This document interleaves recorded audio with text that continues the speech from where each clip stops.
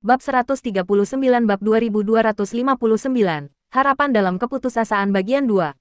Di hamparan luas alam dewa, jika kita melakukan sensus semua alam bintang di 4 wilayah ilahi 5 tahun lalu, jumlahnya akan melebihi 40.000, dengan jumlah planet kehidupan yang tak terhitung. Namun, saat ini, kurang dari setengah dari jumlah awal itu yang tersisa.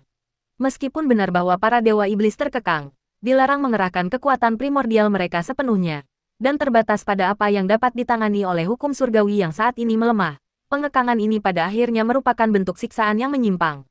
Ketika banyak dari mereka berkumpul di satu alam bintang atau di satu planet, hukum surgawi yang melemah tidak dapat memberikan perlindungan, dan hanya kehancuran total yang menjadi hasil akhirnya.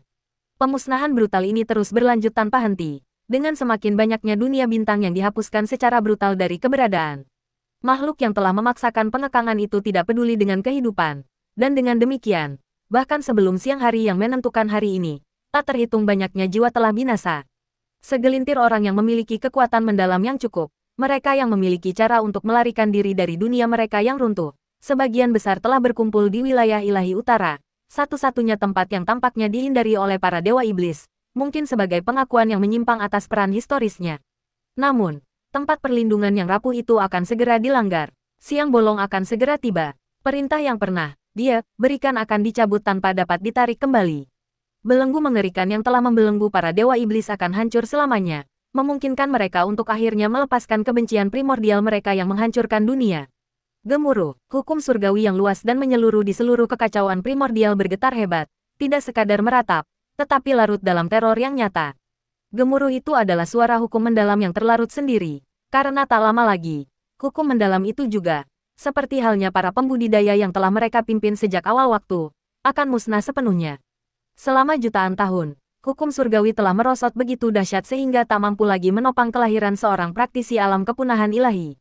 Namun, kini, gelombang makhluk mengerikan yang kekuatan sejatinya melampaui semua batasannya saat ini siap dilepaskan.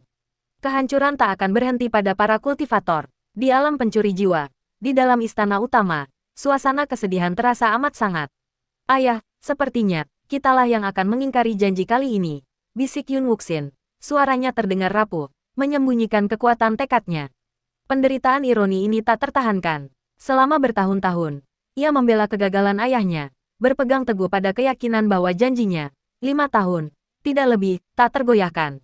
Di sampingnya, ibunya, Chu Yuechan, memeluknya erat, kesedihan yang anggun di matanya mencerminkan duka keibuan yang memilukan. Chu Yuechan tak bisa menangis, tetapi hatinya adalah lautan air mata yang tak berbatas. Rasa sakitnya bukan karena nasib buruknya sendiri, melainkan karena pukulan telak yang akan menghancurkan jiwanya ketika ia akhirnya kembali ke dunia yang hampa. Jika ia kembali, aku sungguh berharap aku bisa melihatnya sekali lagi. Menyentuh wajahnya, sebuah suara lembut dan penuh kasih sayang akhirnya menyerah pada duka. Untuk mengatakan betapa aku mencintainya sebelum semua ini merenggutku, mungkin lebih baik begini. Suara lain yang lebih lembut lagi, menawarkan. Mungkin suatu hari nanti, di akhirat, kita akan bertemu dengannya, jika hidupnya belum berakhir.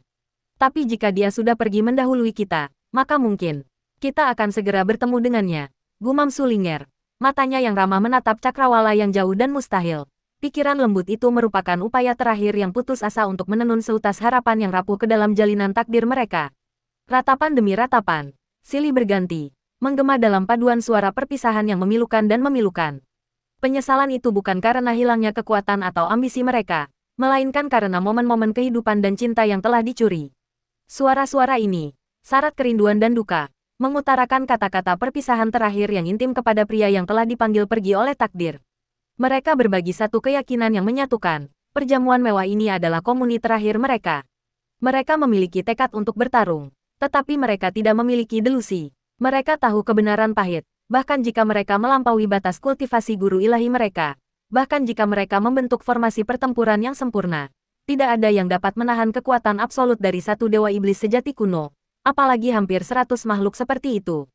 Mungkin, sekarang juga, sebuah suara dingin dan sinis yang menghibur menembus kesedihan, menghancurkan momen yang rapuh itu. Suamiku masih menjalani petualangan yang luar biasa melintasi negeri abis, dan mungkin dia sudah mendapatkan Dewi Abis dan hidup bahagia di sana, hahaha.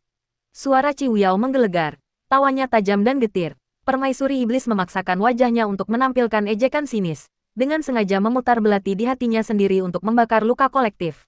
Dia harus hidup, kepulangannya terlarang. Kepura-puraan kelucuannya adalah tindakan terakhir yang putus asa sebagai perisai emosional bagi mereka semua. Kalau dia berhasil sampai ke abyss, lanjutnya, matanya berbinar-binar berbahaya. Karena sudah sekian lama, dia pasti baik-baik saja. Sekalipun dia gagal menepati janjinya dan menghentikan invasi. Selama dia baik-baik saja, semuanya baik-baik saja. Ya, selama dia baik-baik saja dan aman, semuanya baik-baik saja. Gumam suara-suara di sekitar meja dengan nada serius dan memilukan, menjadikan kebohongan itu kebenaran terakhir mereka. Namun, saat kata Dewi terngiang di udara, pikiran kolektif itu langsung kembali kepada orang yang benar-benar mencari abis setelah Yunce. Tatapan mata kolektif mereka tertuju pada sosok Yanye Yinger yang tangguh. Ia, yang telah mengikuti saran penting Ciu Yao, telah terjun ke dalam jurang maut, mempertaruhkan segalanya hanya untuk memperingatkan Yunce akan bahaya yang mendekat. Apakah ia berhasil? Apakah Dewi Brahma yang kejam dan cantik itu benar-benar bertemu dengan kaisar di alam yang gelap dan jauh itu? Apakah kau benar-benar berpikir Yinger sudah bertemu dengannya? Suara Musuanyin, meskipun sedingin es, memancarkan kepedihan yang mendalam dan sunyi, yang berbicara tentang cinta terakhir. Kerumunan merenungkan pertanyaan yang sunyi itu. Kalau dia sudah melakukannya, maka, betapa beruntungnya dia. Bisa berada di sisinya di negeri asing itu. Sebuah suara tercekat. Kuharap Yunce menindasnya setiap hari. Semoga hidupnya benar-benar sengsara dengan tuntutannya yang terus-menerus. Petik 2. Hahaha. Hiks. Hahaha. Hiks. Tawa berubah histeris. Air mata akhirnya meluap dalam luapan kesedihan yang kacau. Kedok itu telah sirna, terlepas dari ikatan mereka, terlepas dari posisi mereka, orang tua, kerabat, bawahan yang berkuasa. Semua berbagi satu doa terakhir yang memilukan di momen terakhir ini. Semoga Yanye Yinger dan Yunce, jika mereka benar-benar berhasil mencapai abyss, hidup terus, dengan aman dan bahagia, di dunia yang bukan dunia ini. Karena matahari, yang sama sekali tidak peduli dengan keputusasaan mereka, tak terelakkan lagi mencapai tengah hari terakhirnya yang fatal. Wilayah Ilahi Selatan. Wilayah Ilahi Selatan yang dulunya megah kini berubah menjadi lautan kehancuran. Banyak wilayah bintang dan planetnya hancur total atau dibiarkan kosong melompong. Beberapa orang yang selamat dari kebencian awal iblis telah lama melarikan diri, sementara yang lain bersembunyi di relung terdalam kosmos. Namun, di tengah reruntuhan alam bintang yang tak terhitung jumlahnya, satu planet sederhana tetap tak tersentuh, sebuah tempat yang dulunya dilindungi dengan ketat oleh para penguasa tertinggi alam dewa. Bintang Kutub Biru, planet suci tempat Yunce dilahirkan, rumah orang tuanya, dan asal-usul sebagian besar orang yang dicintainya. Namun, meskipun planet itu tetap ada, planet itu terasa hening tak wajar. Tak ada suara, tak ada awan yang bergerak, tak ada desiran angin, tak ada kehidupan yang tersisa. Alasan dibalik keheningan yang mencekam dan mutlak ini tunggal dan sederhana, karena dia ada di sini. Duduk di tanah yang dingin dan tandus di negeri yang dulunya semarak ini, ia perlahan membuka matanya. Baginya, siksaan yang terbatas dan terukur yang telah ia timbulkan sudah cukup untuk memuaskan amarah dan kebenciannya yang mendalam. Kini, saatnya melepaskan para dewa iblis, yang memungkinkan mereka melampiaskan jutaan tahun kebencian yang telah membara di kehampaan. Setelah semuanya hancur total, keseimbangan terakhir akan kembali lagi. Sebuah pikiran mengerikan menggema di benaknya. Mengenakan gaun merah simbolis yang lusuh, warna yang dulu disayangi, tuannya, ia perlahan bangkit. Semua debu dan kotoran yang menempel lenyap dari wujudnya saat matanya yang menghitam, kini dipenuhi cahaya gelap yang mengerikan dan berdenyut, tiba-tiba hidup kembali. Agar kehidupan benar-benar berkembang, keseimbangan mutlak harus ada terlebih dahulu, gumamnya. Tekad terakhirnya yang mengerikan telah bulat. Raungan, di seluruh alam dewa yang luas, sebuah raungan tunggal yang memekakkan telinga dan dahsyat meletus serempak. Suaranya begitu absolut, begitu syarat dengan kebencian primordial, sehingga dimanapun seseorang bersembunyi di 4 wilayah ilahi, suaranya saja sudah cukup untuk mengirimkan hawa dingin kematian terakhir yang absolut ke dalam inti jiwa mereka. Hahaha. Ahahahahahahahahaha. Muntahahahaha. Di seluruh alam dewa, gelombang kematian dan kehancuran yang bersamaan melanda para kultivator yang lebih lemah. Mereka yang sama sekali tidak mampu menahan kekuatan primordial mati seketika atau merasakan tubuh, jiwa, dan pikiran mereka direbut dan dihancurkan dengan hebat, menderita luka-luka yang menyakitkan dan tak dapat disembuhkan. Namun, tak seorang pun yang selamat, berusaha merawat luka-luka mereka yang tiba-tiba dan menyakitkan. Mereka semua tahu kebenaran hakiki, waktu untuk penyembuhan kecil telah berakhir. Para dewa iblis sejati kuno tinggal selangkah lagi untuk melepaskan kekuatan absolut mereka yang dahsyat dan dapat mengakhiri dunia. Gemuruh, di surga yang tinggi di seluruh 4 wilayah ilahi, hukum surgawi yang telah melemah meratap dalam ekspresi ketakutan dan kengerian yang memekakkan telinga, sebab mereka dapat merasakan akhir mereka sendiri yang mutlak dan mutlak semakin dekat. Namun, ketika setiap penyintas bergandengan tangan dan pasrah pada kehancuran mereka, waktu yang seharusnya menjadi kilasan terakhir yang mengerikan itu pun merentang hingga kekekalan. Namun, tak ada yang terjadi. Suara kehancuran yang memekakkan telinga dan dinantikan tak kunjung datang. Hasil yang diharapkan tak kunjung datang. Semua yang telah berdamai dengan kematian mendongak dalam keheningan yang mendalam dan membingungkan. Tanda tanya, di jurang wilayah ilahi utara, Qi Wuyao yang tertegun, tiba-tiba menghentikan napasnya. Pikirannya berpacu memproses anomali tersebut. Keheningan itu bukanlah ketakutan, melainkan jeda kosmik, di bintang kutub biru. Bahkan, dia, makhluk yang memerintah dan mengendalikan semua dewa iblis, memiringkan kepalanya dengan bingung. Tatapan mautnya menembus kosmos, tertuju pada pusat absolut alam dewa, lokasi alam dewa primordial dengan awal mutlak. Di sanalah hakikat hukum surgawi, yang tadinya hanya tangisan ketakutan primordial, tiba-tiba berbalik, meledak keluar dengan gelombang sukacita yang murni, dan penuh kemenangan. Ini bukan sekadar penangguhan hukuman, ini adalah sambutan kosmik yang mutlak. Suara kolosal yang terdengar setelahnya adalah suara takdir yang dikoreksi dengan kejam. Rumble, di seluruh kubah langit alam dewa yang luas, surga tidak berguncang karena teror, melainkan karena kelegaan yang mengerikan dan euforia. Dunia berguncang bukan karena kehancuran, melainkan karena gemuruh sambutan universal. Gemuruh, apa yang terjadi? Triliunan makhluk yang kebingungan dan ketakutan di seluruh penjuru alam luas itu menggumamkan pertanyaan yang sama. Tatapan mereka terpaku pada langit yang terus bergetar. Mereka adalah para penyintas yang telah menatap maut dan mendapatkan penangguhan hukuman sementara. Beberapa orang yang tersisa dengan kekuatan mendalam yang lebih tinggi, para penguasa sejati di puncak absolut dunia, memusatkan seluruh perhatian mereka yang penuh penderitaan dan tunggal kepada epicentrum fenomena tersebut, alam dewa awal mutlak. Udara menebal, bukan hanya karena kegelapan yang mengancam, tetapi juga karena kekuatan yang luar biasa dan nyata yang membuat darah mereka terasa berat. Meskipun mata fisik mereka tak mampu menembus jarak kosmik, indera spiritual mereka meneriakkan kebenaran yang sama tak terbantahkan. Sesuatu dengan skala yang tak terbayangkan dan mengubah dunia sedang muncul dengan cepat dari pusat purba itu. Vena mendalam mereka berdenyut, bukan karena takut, tetapi karena kebingungan mendalam, tidak mampu mengkategorikan gelombang energi raksasa itu. Gemuruh, suara itu bukanlah gangguan lokal, melainkan pergeseran pilar-pilar struktural kosmos. Gemuruh, gemuruh kosmik yang memekakkan telinga terus berlanjut, menjadi latar belakang yang mengerikan bagi sebuah perjuangan tunggal yang putus asa dan intim. Di jantung lanskap alam dewa awal mutlak yang hancur, perempuan muda itu, yang nyaris tak selamat dari auman dewa iblis yang menggetarkan jiwa, tertahan napas dengan napas terengah-engah dan putus asa. Wanita muda ini adalah Jun Silei. Ia memiliki kecantikan ilahi yang tak tertandingi, namun ekspresinya memancarkan ketidakpedulian yang mutlak dan mengerikan, bagaikan kolam bening dan dalam yang membeku oleh dinginnya kosmik. Ia mengenakan pakaian putih pekat, sutra yang lebih murni daripada salju dingin. Namun, kini pakaiannya yang murni telah rusak parah, basah kuyup dan bernoda merah tua dengan darahnya sendiri. Jiwanya yang terdalam tampak gemetar menahan rasa sakit yang tak henti-hentinya dan menyiksa. Sebilah pedang suci yang besar tertancap dalam-dalam ke tanah yang porak-poranda, menjadi penopang terakhir yang menyiksa bagi sosoknya yang roboh, mencegahnya jatuh sepenuhnya ke reruntuhan yang sunyi. Hanya beberapa mil jauhnya, pelaku luka parahnya, dewa iblis yang mengerikan, berdiri tak bergerak. Kehadiran makhluk itu meninggalkan bekas luka yang mendalam di lanskap, tetapi saat ini, dewa iblis tersebut benar-benar diam. Kekuatannya yang mengerikan tertahan, seolah-olah ia juga diliputi oleh keterkejutan yang tak terpahami yang sama seperti korbannya. Tatapannya yang mengancam, dipenuhi kegelapan kuno, tertuju pada titik yang sama.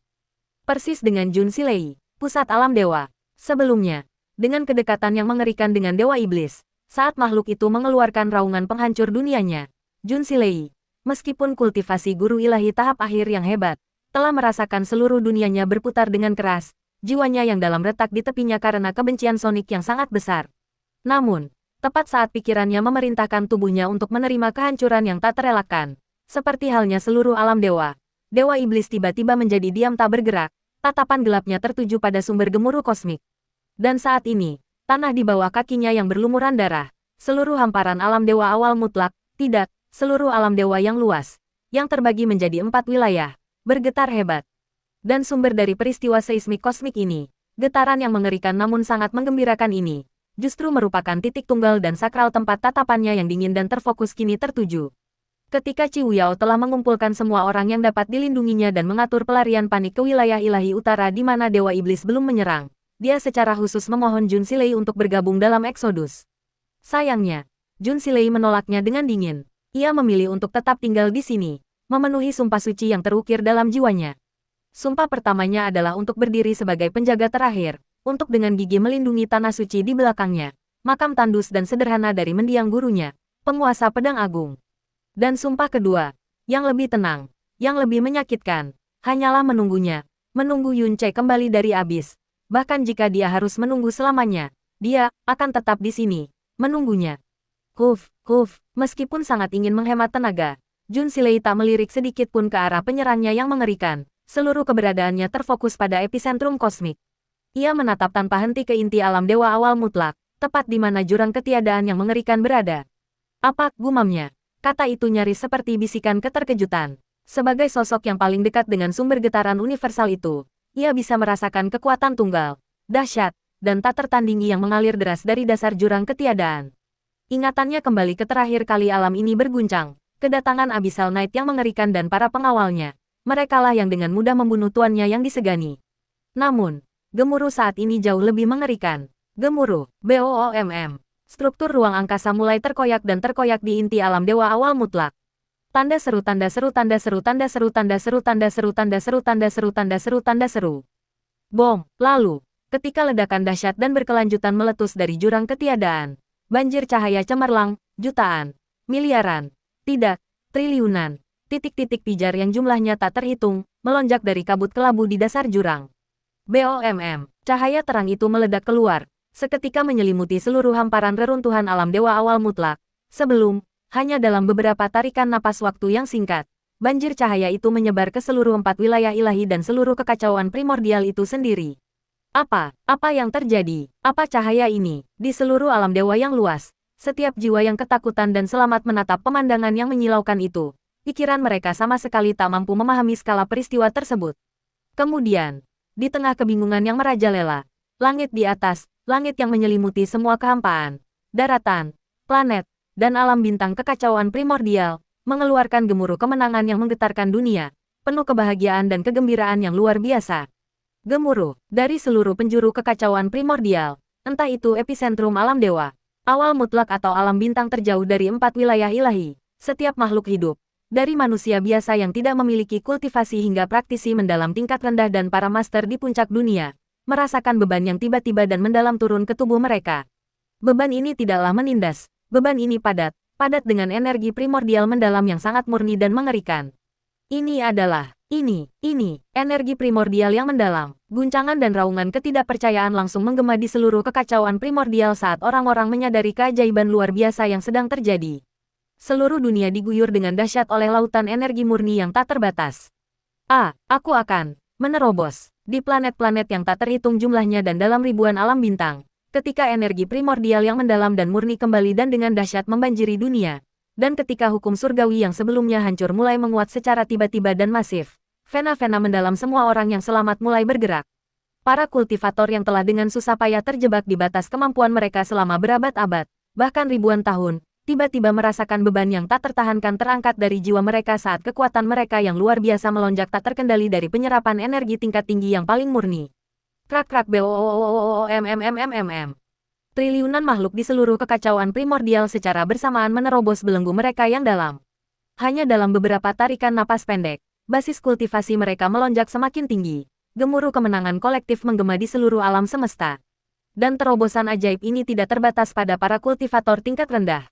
Para titan yang berdiri di puncak absolut alam dewa, para master ilahi tertinggi yang terhormat, juga merasakan basis kultivasi mereka bergemuruh hebat saat batas-batas keberadaan mereka akhirnya hancur. BOOMMMMMM. Entah itu Ciu Yao, Mu Xuanyin, Cai Zi, atau berbagai kaisar dewa yang secara ajaib bertahan hidup sampai hari terakhir ini, semuanya merasakan lonjakan kekuatan besar yang mengerikan dan tak terhentikan saat mereka menerobos ke alam yang lebih tinggi dan telah lama hilang.